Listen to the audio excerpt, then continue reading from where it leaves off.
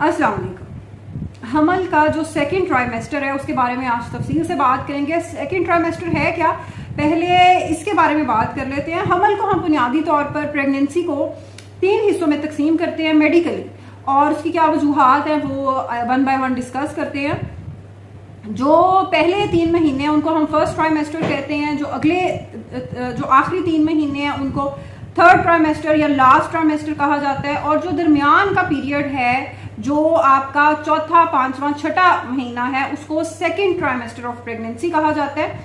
और इसके बारे में आज बात इसलिए हम कर रहे हैं, इसको आपने शायद कभी सुना हो कि इसको हनीमून पीरियड ऑफ प्रेगनेंसी भी कहा जाता है। इसकी क्या वजह है? इसकी वजह बुनियादी तौर पर यह है कि सेकंड ट्राइमेस्टर में जो पहले 3 महीने में, ज्यादातर मरीजों में जो पहले 3 महीने हैं उनके अंदर नौजिया, वॉमिटिंग, दिल खराब होना, मुसलसल मतली की कैफियत, उल्टियां आ रही हैं, भूख नहीं लग रही, अगर खाना नहीं खा रहे, कॉन्स्टिपेशन हो रही है, या कभी पेट खराब हो रहा है। आखिरी महीनों में भी बाज़ औक़ात कुछ मरीजों के साथ ये मसला पेश आता है।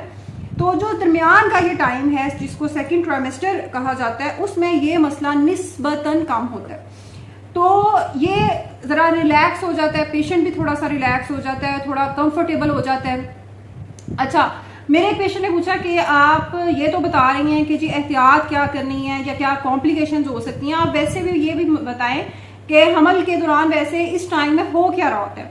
तो जनाब, सेकेंड ट्राइमेस्टर में आपके जो 3 महीने दरमियान के हैं हमल के, उसमें आपकी दिमाग का काफ़ी हिस्सा बन चुका होता है। आपके लंग्स, बच्चे के लंग्स, उसके फेफड़े काफ़ी हद तक फंक्शन करना शुरू कर देते हैं, उसकी किडनीज का सिस्टम काफ़ी हद तक, गुर्दों का डेवलप हो जाता है।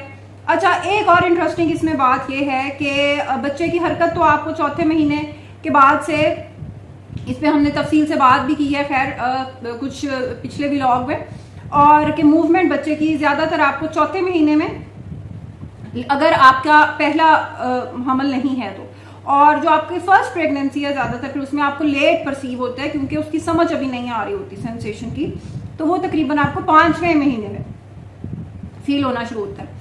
तो ये एक और इसमें मज़े की बात ये है कि मूवमेंट तो अब आपको फील होना शुरू हो गई है, हरकत तो आपको फील होना शुरू हो गई है। इसके बाद बच्चे की इस ट्राइमेस्टर में आंखों की मूवमेंट, उसकी आई बॉल मूवमेंट भी शुरू हो जाती है। बच्चा देखने और वो सुन भी रहा होता है, वो समझ भी रहा होता है किसी हद तक।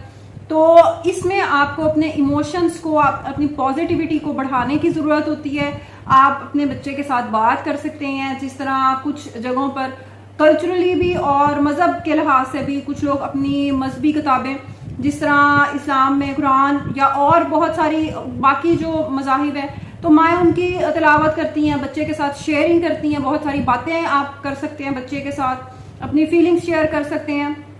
तो क्योंकि बच्चे की अब आई बॉल मूवमेंट शुरू हो गई है, उसको सुनना, उसका देखना, ये चीज़ें उसकी डेवलप होना शुरू हो गई हैं, तो आप वो चीज़ उसमें कर सकते हैं। दूसरा इसमें, अच्छा उसके बाद इसमें मसले क्या हो सकते हैं, इसमें एक और बात ये है कि इसके आखिर में जिन लोगों को जिस तरह हमल में शुगर का या ब्लड प्रेशर का मसला होता है, जेस्टेशनल डायबिटीज़ है या हाइपरटेंशन है, तो वो डेवलप होना शुरू हो जाती है। उसके लिए जाहिर है आपको अपने गायनेकोलॉजिस्ट से कंसर्न करना है और कि क्या इशू है, कितनी डोज लेनी है, क्या करना है। और दूसरा, अगर आपको पहले किसी हमल में ब्लड प्रेशर का मसला हो चुका है तो आपने अपना पेशाब का टेस्ट तफसीली ज़रूर करवाना है कि उसमें क्या प्रोटीन, एल्बुमिन, चर्बी या कोई और चीज़ ऐसी तो नहीं आ रही, तो वो देखना बहुत ज़रूरी होता है।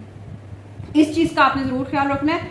फिर एक और चीज़ है कि जब आपके 3 महीने ख़त्म हो गए हैं तो उसके बाद आपने आयरन का, कैल्शियम का अपने डॉक्टर के मशवरे से आपने इस्तेमाल शुरू कर देना है। आपके पहले 3 महीने आपने फॉलिक एसिड लेना होता है, जिसपे हमने पहले भी काफ़ी बार बात की है।